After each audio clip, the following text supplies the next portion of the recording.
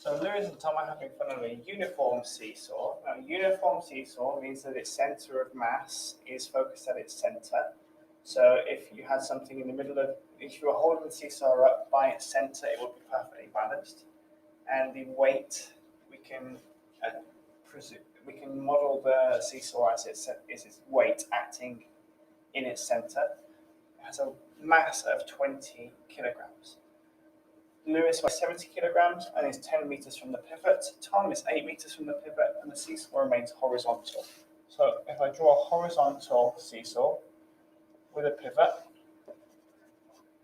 I know that Lewis is 10 meters from the pivot. So Lewis is 10 meters from the pivot. And Tom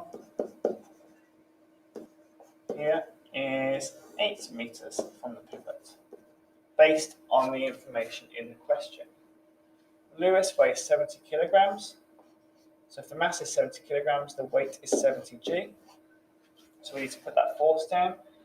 And Tom, we don't know his mass, so let's call his weight mg. Now the seesaw also has a mass, and remember, because we have a uniform seesaw, the center of mass is at its center. So in the center of this seesaw is 9 meters from either end. That's 9 meters.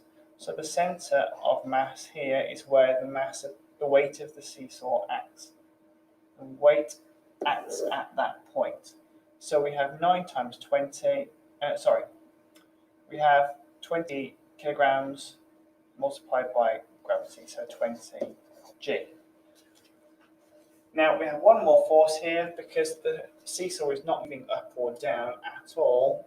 So if we thought about resolving forces vertically, there needs to be a reaction force at the pivot to stop the seesaw moving through the pivot. This normal reaction force holds up the seesaw. We'll call that R. Now, if we were to just resolve forces vertically without using moments, we'd have two unknowns, R and G. So what we can do is think about the moments of these forces. So if we specifically call the center of our moments where we have an unknown variable, then we will be able to get an expression for one of our unknowns. So first of all, let's think about taking moments about the pivot,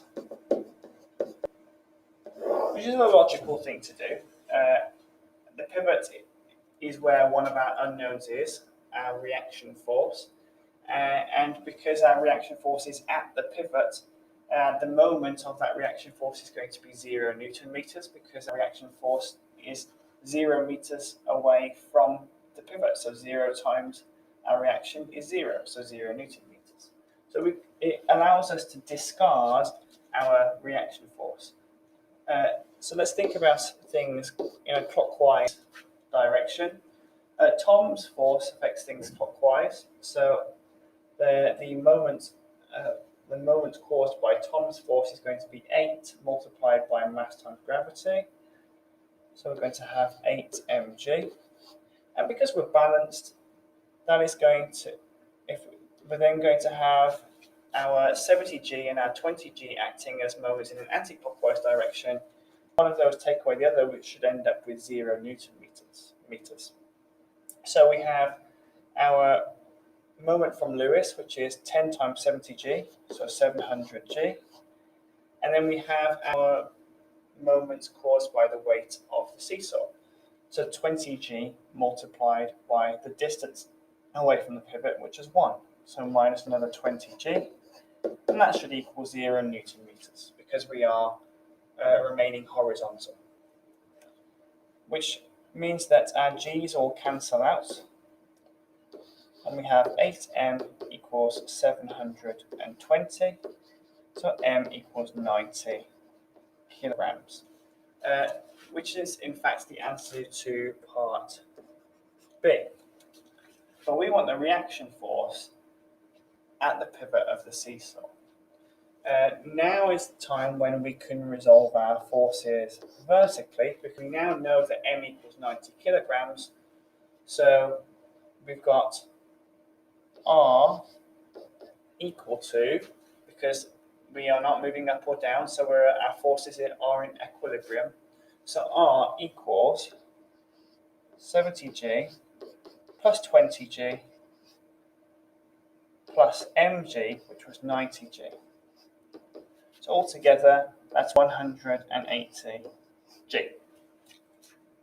All right, but we could also take, and this is a little less obvious, we can take moments about Tom. And I'm specifically choosing Tom because one of our unknowns is M, and that is only on Tom. So if I can take moments about Tom, then I will discount mg totally.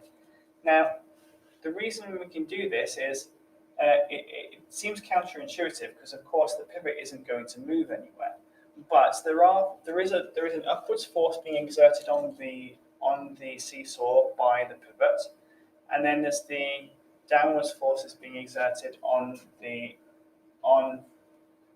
same rod by the weight and by Lewis. And we can imagine that Tom is the pivot. So let's think about clockwise moments around Tom. So we have a force of R newtons 8 meters away from Tom. So what we have is 8R in a clockwise direction because the reaction force is clockwise around Tom.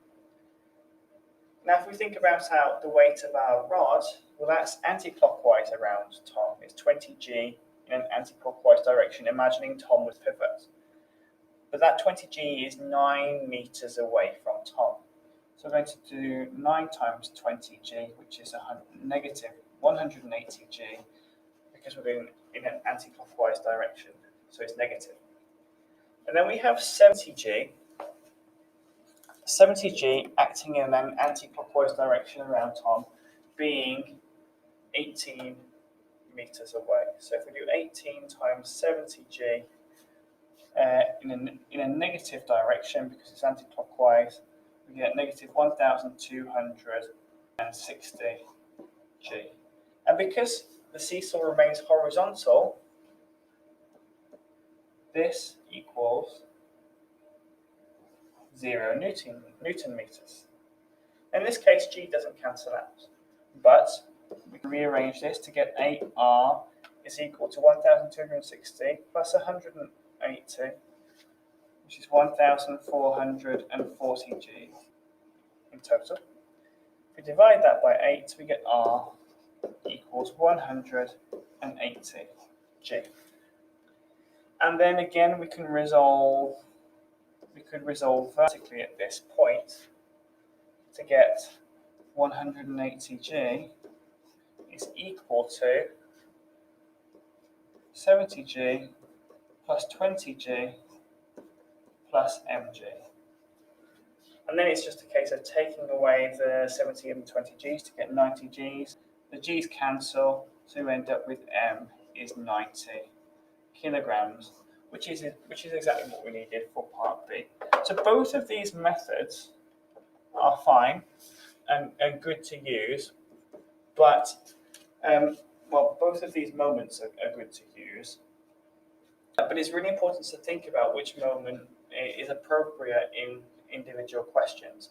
In this case, taking moments around Lewis would not have been helpful because we would have had 10R in an anti-clockwise direction, and we would have had 18 mg in a clockwise direction, which means that we still have 2 unknowns.